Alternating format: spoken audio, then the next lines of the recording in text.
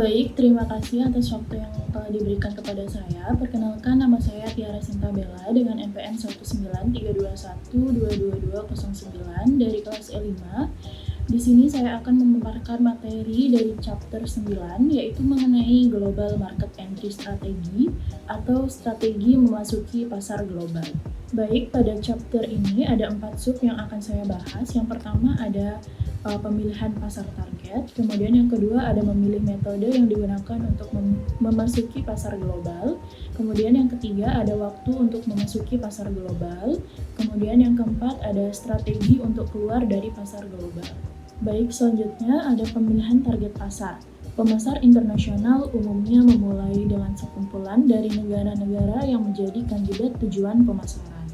Untuk mempersempit kelompok besar, negara ini umumnya akan melakukan penyaringan pendahuluan. Tujuannya dari kegiatan ini adalah untuk meminimalisir kesalahan-kesalahan yang mungkin perusahaan mengabaikan negara-negara yang memberikan atau menawarkan kesempatan yang baik dalam memasarkan produknya.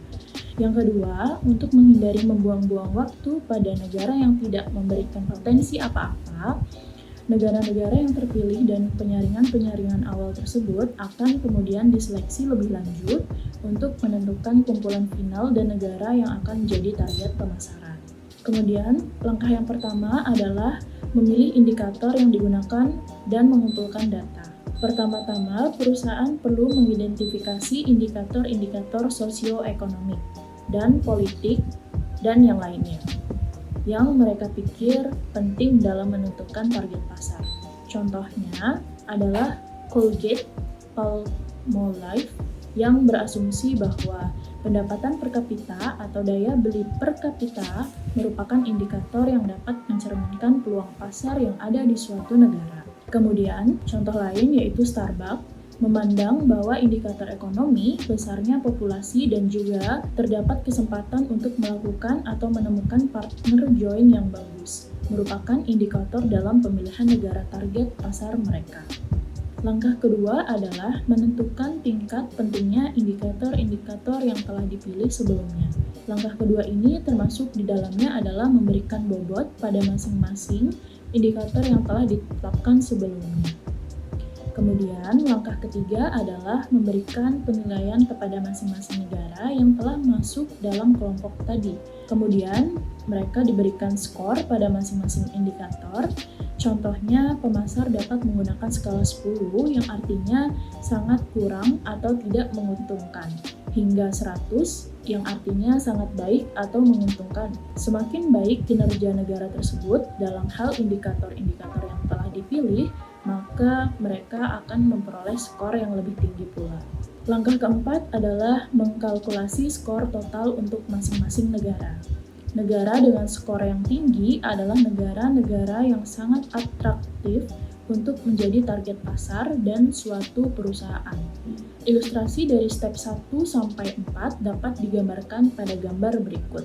Di sisi dari dapat dilihat suatu negara ada negara A, B, C, dan kandidat dari target pasar perusahaan. Kemudian, berikutnya adalah menentukan indikator yang dapat digunakan untuk menyeleksi negara atau melihat potensi pasar. Di sini dapat dilihat dalam tabel indikator yang digunakan untuk menyeleksi potensi pasar adalah pendapatan per kapita. Kemudian, besarnya populasi, tingkat kompetensi, dan resiko politik. Langkah berikutnya adalah memberikan bobot pada masing-masing indikator dapat dilihat pada bagian paling bawah, yaitu weight, yang artinya bobot, di mana pemasar memberikan keputusan per kapita income tersebut sebesar 25%. Kemudian, populasi diberikan bobot 40%, kompetisi diberikan 25% dari resiko politik, diberikan 10%. Tugas pemasar berikutnya adalah masing-masing negara dalam hal setiap indikator tersebut. Contohnya negara A diberikan skor 50, indikator per kapita income B diberikan skor 20. Jadi skor yang semakin besar artinya bahwa negara tersebut memiliki kinerja yang baik dalam hal tersebut. Kemudian populasi negara A diberikan 25, kemudian negara B diberikan 50. Ini artinya bahwa negara B memiliki populasi yang lebih besar dibandingkan dengan negara A, sehingga menguntungkan sebagai target pasar. Begitu pula di indikator-indikator berikutnya. Kemudian, angka tersebut dikalkulasi untuk memperoleh skor pada masing-masing negara. Jadi, skor adalah bobot indikator dikalikan dengan nilai yang diperoleh oleh masing-masing negara. Sehingga, dari skor yang diperoleh, bahwa negara yang memiliki skor paling tinggi adalah D. Dan berikutnya adalah negara jika pemasar menentukan hanya memilih 2 negara pasar tujuan awal, maka mereka hanya memilih negara C dan D. Memilih metode untuk memasuki pasar global. Beberapa kriteria akan mempengaruhi metode apa yang akan dipilih oleh perusahaan itu untuk memasuki pasar global. Dan dapat 2 kategori kriteria tersebut. Yang pertama adalah kategori internal, yaitu berkaitan dengan faktor-faktor yang spesifik dalam hal internasional. Kemudian faktor eksternal, yaitu faktor-faktor yang berkaitan dengan lingkungan, tepatnya di luar perusahaan. Kriteria yang pertama adalah ukuran pasar dan suatu negara, dan juga pertumbuhan pasarnya. Potensi pada masa depan untuk pasar tersebut diukur melalui tingkat pertumbuhan, yaitu tingkat pertumbuhan populasi atau tingkat pertumbuhan ekonomi. Jadi, tingkat pertumbuhan menjadi indikator yang sangat penting, terutama saat target market itu termasuk di dalamnya adalah negara-negara berkembang. Yang kedua adalah resiko. Resiko berkaitan dengan ketidakstabilan pada lingkungan ekonomi yang dapat mempengaruhi prospek teknis perusahaan di suatu negara. Indikator ketiga adalah peraturan pemerintah atau keterbukaan pemerintah. Di beberapa negara, peraturan pemerintah dapat sangat membatasi opsi-opsi yang tersedia bagi perusahaan multinasional untuk memasuki pasar negara tersebut. Kemudian, hambatan perdagangan dalam berbagai bentuk juga dapat membatasi untuk mengambil keputusan. Metode memasuki pasar di luar negara asal, contohnya dalam industri mobil. Kebijakan mengenai lokal konten negara-negara seperti Perancis dan Italia memainkan peran yang penting yang kemudian mempengaruhi keputusan dari pembuat mobil dari Jepang seperti Toyota dan Nissan untuk membangun pabrik mobil mereka di negara tersebut. Indikator yang keempat adalah lingkungan yang kompetitif, yaitu seberapa intens tingkat kompetensi di industri di suatu negara. Indikator yang kelima adalah bagaimana perbedaan budaya dari negara pasar tujuan dengan negara asal perusahaan multinasional dengan mengendalikan joint venture dibandingkan dengan membuka sendiri cabang perusahaan di suatu negara. Perusahaan multinasional dapat menurunkan risiko mereka yang berkaitan dengan perbedaan budaya yang cukup jauh antar mereka dengan target pasarnya. Kemudian indikator yang keenam adalah infrastruktur lokal. Jadi berkaitan dengan sistem distribusi di suatu negara, kemudian jaringan transportasi dan juga sistem komunikasi di suatu negara. Kombinasi dari ketiga faktor ini akan menentukan daya tarik dari suatu negara di target pasar tersebut. Indikator ketujuh adalah tujuan perusahaan. Perusahaan yang memiliki target tinggi umumnya akan memilih jalan masuk yang hanya melibatkan sedikit level komitmen. Contohnya adalah opsi untuk menggunakan licensing.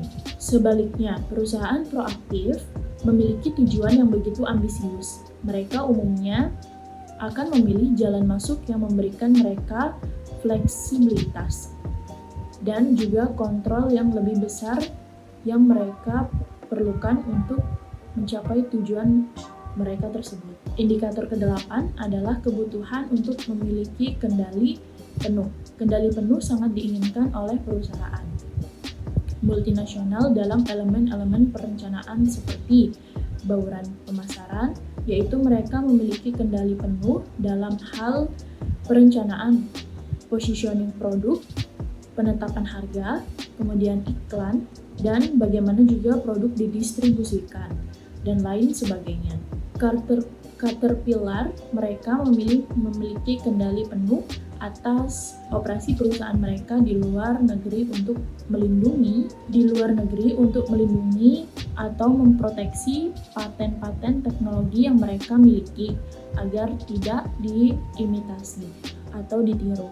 Perusahaan sejenis lainnya untuk alasan tersebut, Caterpillar memilih untuk joint venture, tetapi Caterpillar mendirikan anak perusahaan yang mereka miliki di luar negeri. Indikator ke-9 adalah sumber daya aset dan kapabilitas internal. Perusahaan yang terbatas sumber daya dalam hal sumber daya manusia dan juga finansial dan juga memiliki aset yang terbatas terpaksa harus memilih opsi masuk yang menawarkan komitmen rendah, seperti opsi masuk seperti exporting dan licensing, di mana kedua metode ini tidak terlalu membutuhkan sumber daya jumlah yang besar. Kemudian, indikator ke-10 adalah flexibility. Fleksibilitas yang ditawarkan oleh opsi masuk, masing-masing opsi masuk dapat sangat berbeda melihat dari karakteristiknya. Perjanjian kontraktual seperti joint venture dan licensing mereka cenderung memberikan fleksibilitas yang sangat kecil. Kemudian, saat terdapat hambatan keluar yang cukup tinggi, anak perusahaan yang dimiliki sepenuhnya oleh multinasional akan sulit untuk dilepaskan. Sehingga metode atau opsi ini menawarkan fleksibilitas yang sangat rendah dibandingkan opsi-opsi masuk yang lain. Opsi-opsi masuk tersebut dapat diklasifikasikan berdasarkan pada tingkat kendali yang mereka tawarkan. Mulai dari opsi masuk yang menawarkan kendali yang rendah, yaitu adalah opsi masuk melalui ekspor tidak langsung dan juga licensing, hingga ke opsi masuk yang menawarkan atau memberikan kendali penuh. Anak perusahaan yang dimiliki sepenuhnya oleh perusahaan multinasional, opsi masuk dapat menawarkan tingkat kendali yang cukup besar, umumnya membutuhkan sumber daya yang besar dan juga melibatkan resiko yang cukup tinggi, seperti misalnya Wall-E yang dimiliki sepenuhnya mereka membutuhkan, atau opsi masuk ini membutuhkan sumber daya yang jauh lebih besar dan melibatkan risiko yang lebih besar pula dibandingkan opsi masuk seperti ekspor atau melakukan licensing, sehingga perusahaan multinasional harus menghadapi sesuatu pilihan apakah memilih kendali yang lebih besar namun dihadapi dengan sumber daya dan risiko yang cukup tinggi, atau harus memilih kendali yang lebih rendah namun memiliki sumber daya manusia dan risiko yang rendah juga. Seperti contohnya ekuitas merek, paten-paten teknologi, serta paten-paten pengetahuan saat aset-aset ini sangat penting bagi perusahaan multinasional. Maka mereka sebaiknya memasuki pasar luar negeri dengan mempergunakan opsi masuk yang mempergunakan kendali yang cukup besar untuk melindungi aset-aset ini. Dari perilaku oportunis dari staf pasar di luar negeri, kemudian perusahaan dengan keunggulan kompetitif yang mudah ditiru lebih milih untuk mengembangkan bisnisnya di luar negeri melalui metode yang didirikan oleh anak perusahaan yang mereka miliki sendiri. Jadi melalui anak perusahaan yang mereka miliki, perusahaan akan lebih mudah untuk memproteksi nilai dari keunggulan kompetitif itu sendiri. Jadi tindakan-tindakan yang dapat mengurangi nilai kompetitif, contohnya adalah pencurian paten dan sebagainya. Suatu perusahaan multinasional akan lebih memilih memasuki pasar asing dengan metode mendirikan anak perusahaan yang mereka miliki seluruhnya pada kondisi sebagai berikut. Yang pertama, apabila operasi perusahaan sangat berkaitan pada paten-paten teknologi yang penting, kemudian perusahaan multinasional memiliki merek yang cukup kuat, dan apabila perusahaan multinasional telah memiliki pengalaman yang cukup banyak memasuki pasar asing, maka mereka akan cenderung memilih opsi masuk wholly association atau mendirikan anak perusahaan sendiri. Kemudian, perusahaan multinasional akan cenderung memilih opsi masuk dengan menggunakan partnership. Contohnya adalah joint venture pada kondisi-kondisi sebagai berikut. Yang pertama, apabila pasar tujuan adalah negara yang cukup beresiko, baik dalam hal kestabilan politik atau kestabilan ekonomi.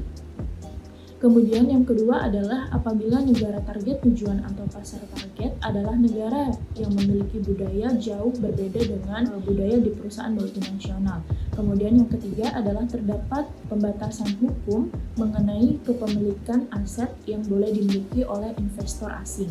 Topik berikutnya adalah masing-masing opsi masuk, memiliki kelebihan dan kekurangannya. Opsi yang pertama yaitu ekspor. Ekspor terdiri dari 3 tipe, yaitu yang pertama adalah ekspor tidak langsung, yang dimana perusahaan menggunakan perantara di mana berbasis negara asal perusahaan untuk menghandle ekspor ke perusahaan lain. Yang kedua adalah kooperatif exporting, yang dimana perusahaan melakukan kerjasama dengan perusahaan lain, baik lokal atau perusahaan asing, di mana partner ini akan mempergunakan jaringan distribusi yang mereka miliki untuk menjual barang-barang ekspor perusahaan. Kemudian yang ketiga adalah ekspor langsung, yang berarti bahwa perusahaan mendirikan ekspornya sendiri dan tergantung pada perantara yang berbasis di pasar asing, yaitu distributor asing untuk mendistribusikan produknya di negara asing. Ekspor tidak langsung menawarkan sejumlah manfaat bagi perusahaan dibandingkan dengan opsi-opsi masuk yang lainnya. Pertama, suatu perusahaan memperoleh pengetahuan mengenai pasar asing secara instan karena eksportir atau perantara yang digunakan adalah profesional. Mereka dapat menghandle detail-detail yang berkaitan dengan pemrosesan order ekspor, dan perantara ini juga dapat menilai atau mengapresiasi peluang pasar bagi perusahaan. Kelebihan lainnya adalah pengetahuan yang mereka miliki dalam memilih agen, distributor, dan juga pengelolaan distribusi.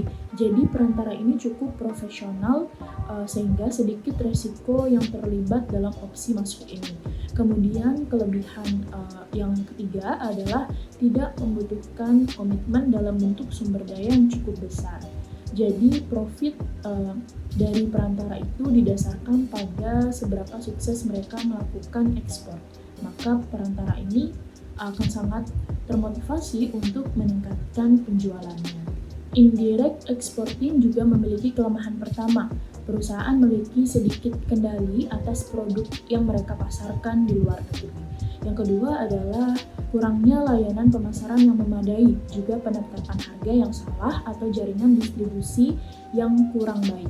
Hal ini dapat mempengaruhi penjualan dan juga karena level komitmen yang dibutuhkan dalam melakukan indirect exporting ini cukup rendah, sehingga strategi ini sering dilihat sebagai testing the water atau mengetes bagaimana kondisi pasar internasional saat permintaan produk suatu perusahaan mulai meningkat secara perlahan.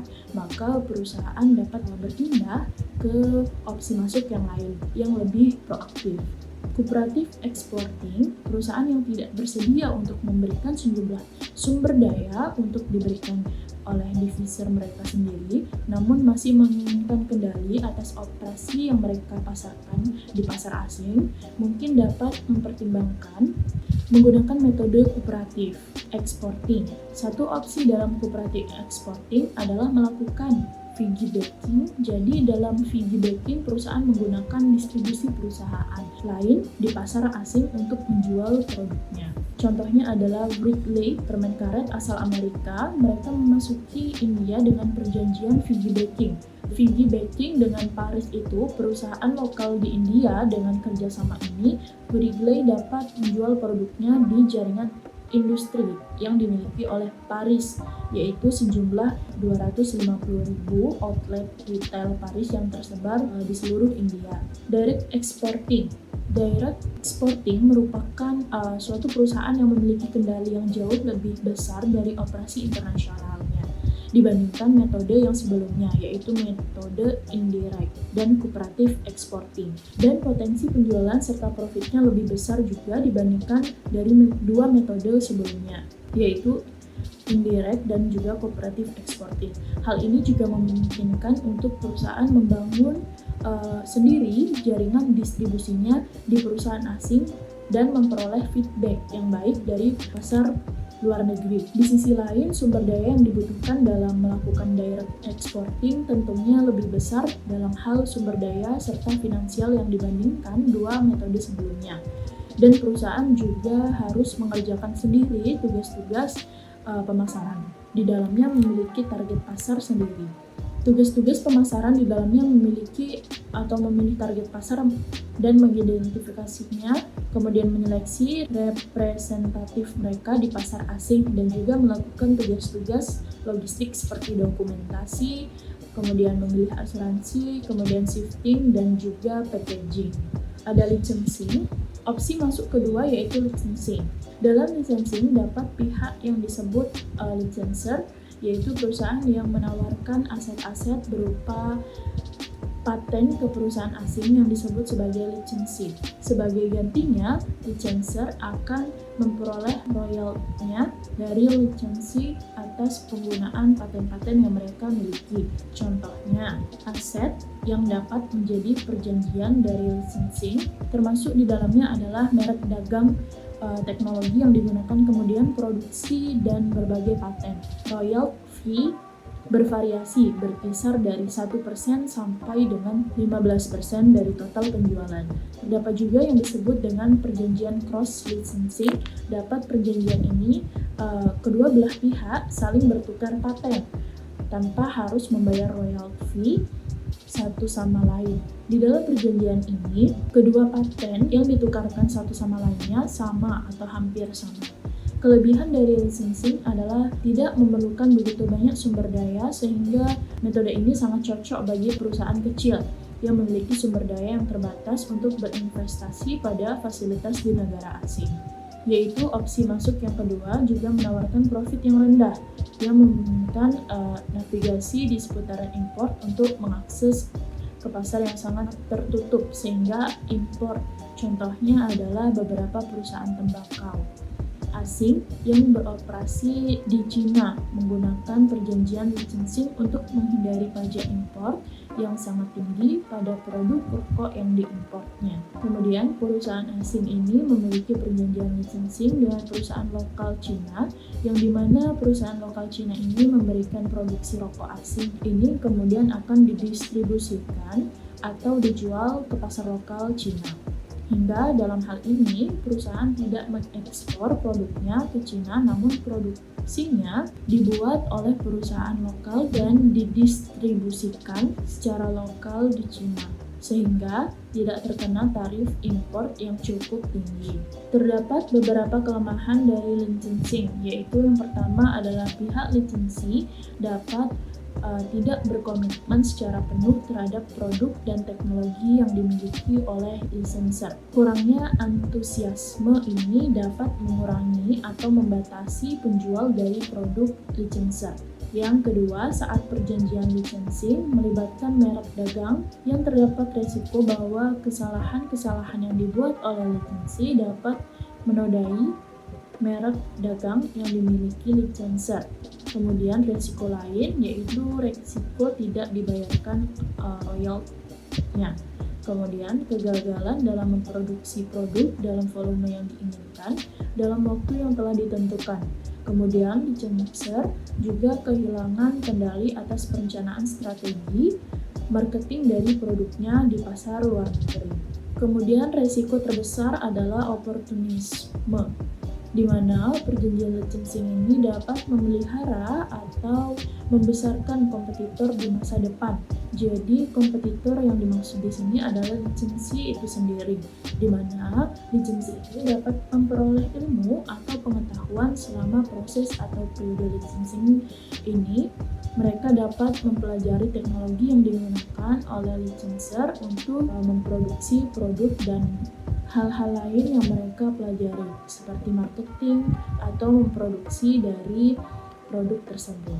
Jadi saat periode licensing berakhir, yang ditakutkan adalah lisensi mengembangkan produknya sendiri berdasarkan pengetahuan yang diperoleh selama periode licensing. Mereka akan cenderung mengembangkan produk yang akan berkompetensi dengan produk licenser. Jadi saat periode ini berakhir, lisensi memberikan lisensinya kepada perusahaan lain. Dengan pengetahuan yang mereka dapatkan, sehingga licensing berisiko yang besar karena telah memelihara kompetitor yang berkompetensi di masa depan. Perusahaan dapat memproteksi dirinya terhadap risiko ini, yaitu dapat mencari perlindungan paten dan merek dagang di negara asing di tempat mereka beroperasi. Berikutnya adalah franchising. Franchising dapat disamakan seperti licensing. Jadi, franchising adalah perjanjian di mana franchisor memberikan franchise hak menggunakan merek dagangnya, menggunakan modal bisnisnya, dan menggunakan teknologi serta pengetahuan yang mereka miliki di suatu teritori yang telah disepakati pada periode waktu tertentu. Pada umumnya adalah 10 tahun. Sebagai gantinya, franchisor akan mendapatkan pembayaran royalti dan juga fee yang lain. Perbedaan dari franchising dan licensing adalah produk yang dijadikan perjanjian. Umumnya pada licensing, produknya adalah produk berwujud. Contohnya seperti sepeda, rokok, dan sebagainya. Dalam franchising, produk yang diperjanjikan adalah berwujud jasa. Contohnya adalah jasa restoran seperti pizza, McD, kemudian KFC, dan lain sebagainya. Paket franchising umumnya terdiri atas marketing monitoring. Paket franchising umumnya terdiri atas marketing plan, kemudian standar operasi dan manual operasi, kemudian training dan quality, kemudian monitoring. Terdapat juga metode yang disebut dengan master franchising. Di sini, franchisor memberikan master franchise kepada pengusaha lokal, dan perusahaan lokal ini akan menjual franchise-nya kepada pengusaha lokal lainnya di dalam teritori yang menjadi haknya. Kelebihan dari franchising adalah perusahaan dapat mengembangkan bisnisnya di luar negeri dengan jumlah investasi yang sedikit atau minimum.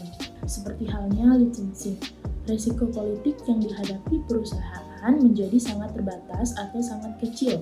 Kemudian ada kelemahan dari franchising adalah pendapatan franchisor dalam hal ini hanya sebagian kecil jika dibandingkan dengan perusahaan yang melakukan joint venture dengan perusahaan lokal atau mendirikan anak perusahaan yang dimilikinya dengan sepenuhnya.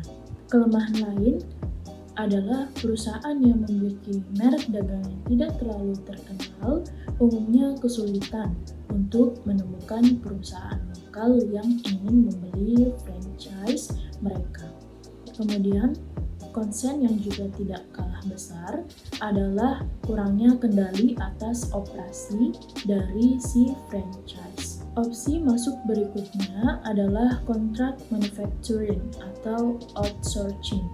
Dengan kontrak manufacturing yang juga dikenal dengan outsourcing, perusahaan dapat melakukan suatu perjanjian kontrak kerjasama dengan perusahaan lokal untuk memproduksi atau merakit bagian-bagian dari produk atau memproduksi keseluruhan dari produk tersebut. Pemasaran dari produk tersebut masih menjadi tanggung jawab dari perusahaan multinasional.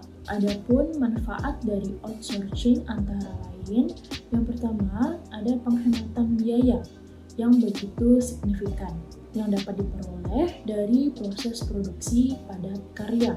Cara mengoutsourcingkan manufacturing produk ke negara dengan tingkat upah yang rendah. Penghematan juga dapat diperoleh dari manfaat pajak biaya energi yang lebih rendah, kemudian biaya bahan baku dan overhead yang lebih rendah bila melakukan outsourcing. Outsourcing atau subcontracting juga memiliki tingkat risiko ekonomi dan juga risiko politik yang sangat rendah bagi perusahaan multinasional. Outsourcing memungkinkan perusahaan untuk fokus pada kompetisi dasar yang dimiliki dalam hal desain produk, dalam hal pemasaran, dan memberikan proses manufacturing atau proses publikasi menyerahkannya kepada pihak lain yang lebih berpengalaman. dan mampu melakukannya dengan biaya yang lebih rendah.